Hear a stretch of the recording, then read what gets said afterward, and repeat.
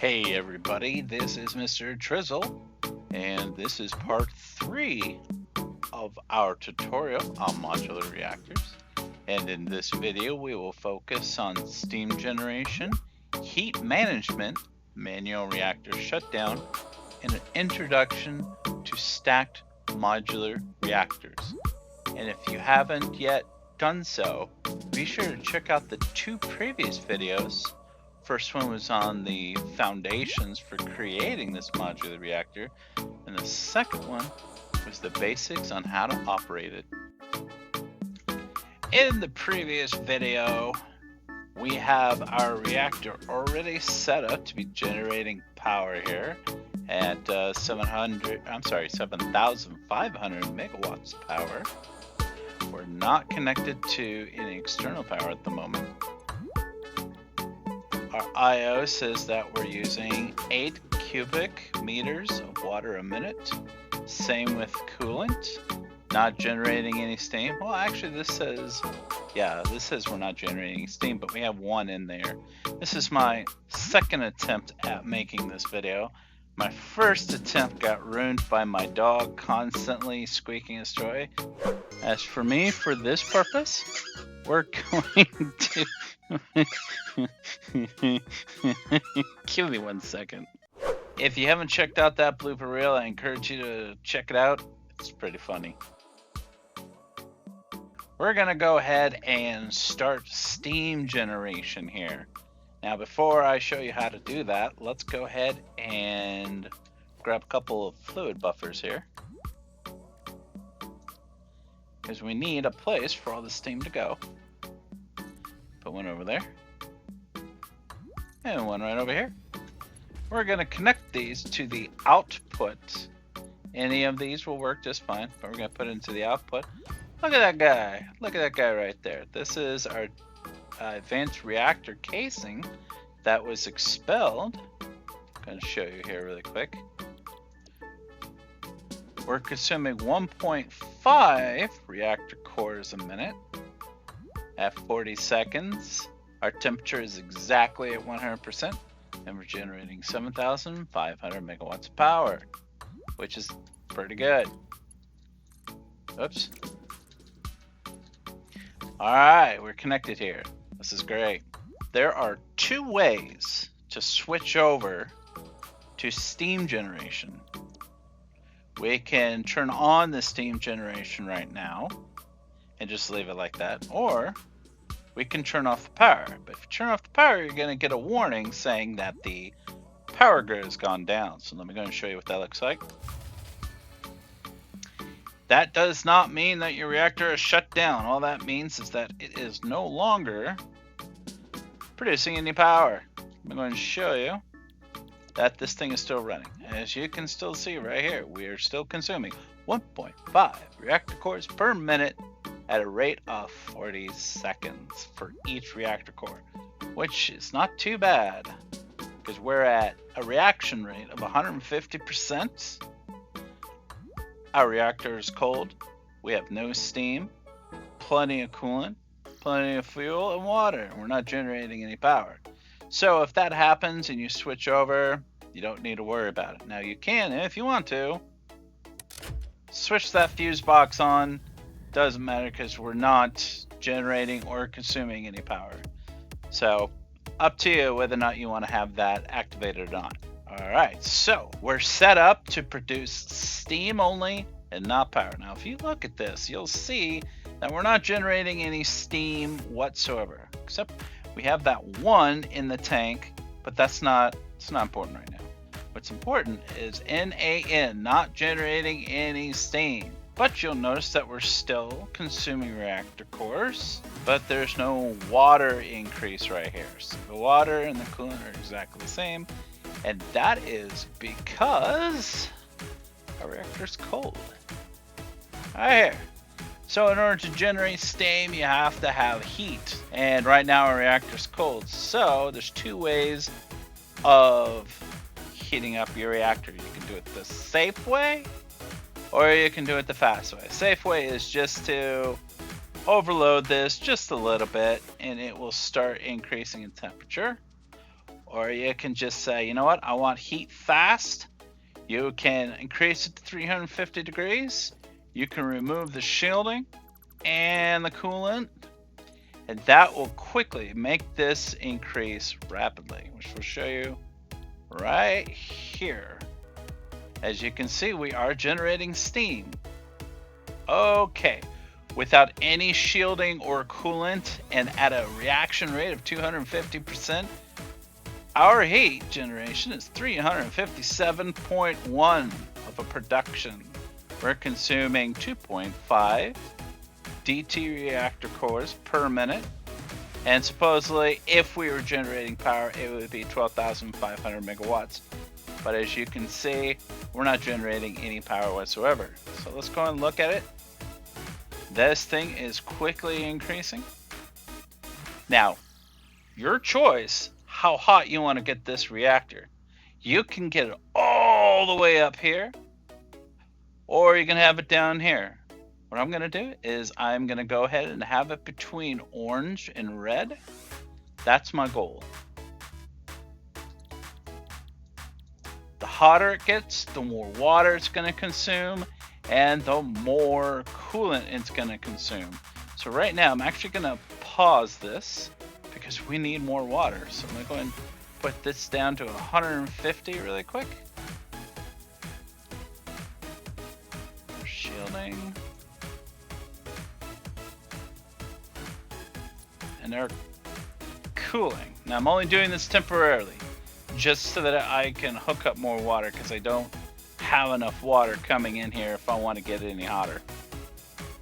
Alright, so it's gonna stabilize here shortly, but it takes a little while for it to respond. So after you turn it back to cool, it takes a little while. But we're at 150%, and we're at 100% heat generation. Let me go ahead and connect more water. I'll be right back. Okay, we're back, and we have more water coming in now.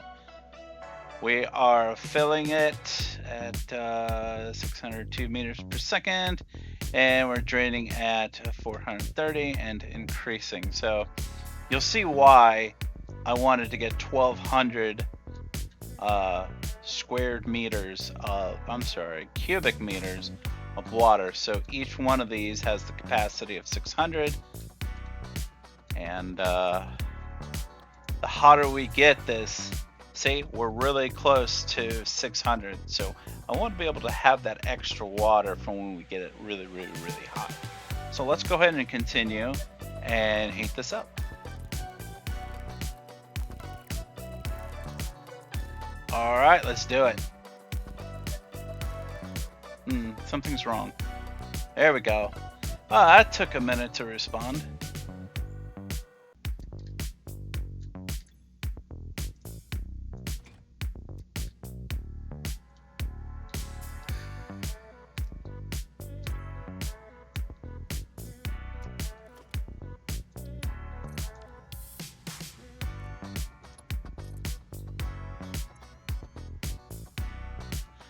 Alright, you just saw me dump out the steam right there because I didn't want this to build up in our tanks. I wanted to keep our tanks empty. So I've set the reaction rate to 150% and set the cooling back to normal. As you can see that it was still going there for a moment.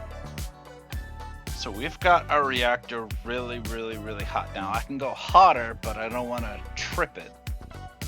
So let's go ahead and see how much steam we're producing. Okay, we're producing 530 cubic meters of steam a minute at a consumption rate of 633 cubic meters per minute of water, and our reactor coolant is only 161 cubic meters per minute. And right now we stabilized a reaction rate here at let's see, we're at 150%. We're using 1.5 DT reactor cores per minute, 40 seconds. 100% heat generation. And we got our reactor really, really, really hot, which is good. This is great, because if we go higher, we risk accidentally tripping the reactor. It shuts down, and when it shuts down, we have to restart it, but we have to wait for it to cool down, and it's a whole mess right there. Let's go ahead and look at how much steam we're producing here. Our tank, there it is, it's at 570 and increasing at a flow rate of 270 on this side, almost 300, over 300 on this side, and this one is almost full. So we're gonna go ahead and dump that here, because we're only using this for illustrative purposes. I'll show you what we can do with the steam at the next video. Actually, in 2 videos. Let's talk about shutting down the reactor for a moment. There are a few ways of shutting down the reactor. You could starve it of coolant or water, remove the fuel supply. There's just a whole bunch of different ways. One way you can do it is just manually shut down the reactor. If you want to manually shut down the reactor, it's pretty simple. Just turn this down to 0, and then watch it go into the shutdown position after it finishes consuming this last one. There you go. Everything's shutting down.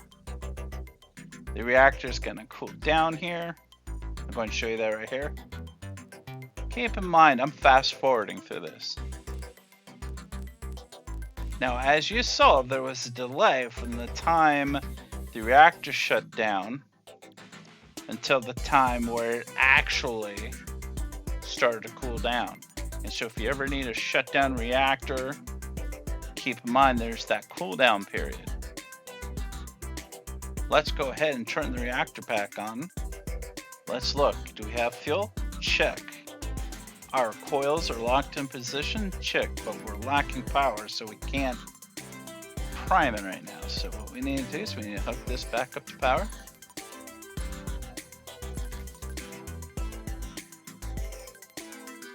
Charge it. Start it. What are we missing? We're missing something here. Steam generation. Check. Oh, we forgot to put it into start mode. I always forget that. Here we go. Reactor's turning back on. Now we wait. Awesome. Reactor started up. Let's go back to producing steam. And in order to do that, gotta get the reactor hot. We're gonna go ahead and do 250%, but we're gonna go ahead and leave the shielding and the cooling in place so I don't forget it and overheat our reactor here. My goal is to reach that line between green and yellow. Let's see how good I can get to being there. Alright, I think about right here would be a good place to put it back to 150% reaction rate. And that should get us right in between there. Close. Didn't quite get there. So I'm going to go ahead and do 200% here. Right there. Okay, that looks good right there. I'm probably going to go over here. Let's take a closer look here. Yeah, we went over, but that's okay. I'd rather be a little warmer than colder. You might be asking yourself, why is it important where that needle is on that graph? Is that called a graph? I'm not sure if that's called a graph, but that display right there. Well, it's not terribly important in this view, but if you have a whole bunch of these stacked and you're looking for a very specific consumption of water versus steam production, it is very critical where that needle is. This is a good segue into introducing you into stacked modular reactors. Now, if you're looking at this, there's only one reactor here, as seen in this display right here. But the good thing about this setup is that you can have multiple stacked reactors. Let me show you what I mean. We're going to take this support ring here, and we're going to put one right on top. We're going to go inside that reactor chamber, and we're going to put down a whole bunch of reactor chambers here. We're going to add MK3 shielding along with the cooling. And that's it. We've created a whole nother reactor. And if we open up the reactor foundation, look at that. We have a whole nother connection module right in front of us. Let's go ahead and start this up. We don't have to hook up any additional water or coolant or anything. It uses the connections that are already here. So before I turn this on, let's go ahead and set it to start. It's got water, it's got fuel, it's got coolant. We're good to go. Let's look here. We have power, we have fuel, but our coils are not on, so let's go ahead and turn these on. Once these are all engaged, we can lock them.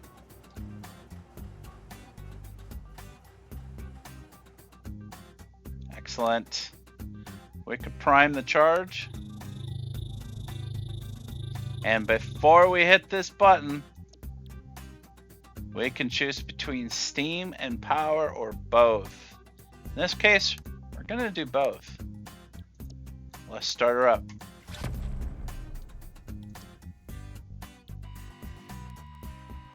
Excellent.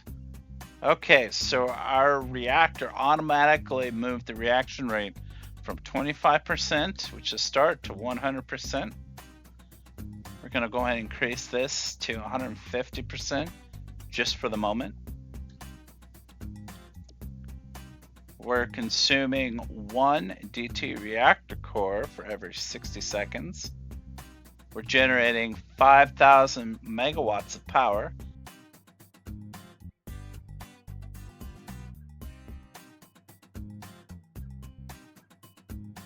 Let's verify that is correct. I'm going to disconnect this one. 2,500 megawatts of power. And I think that's what we say we're going to generate. With steam generation turned off, we get the full 5,000 megawatts of power. So,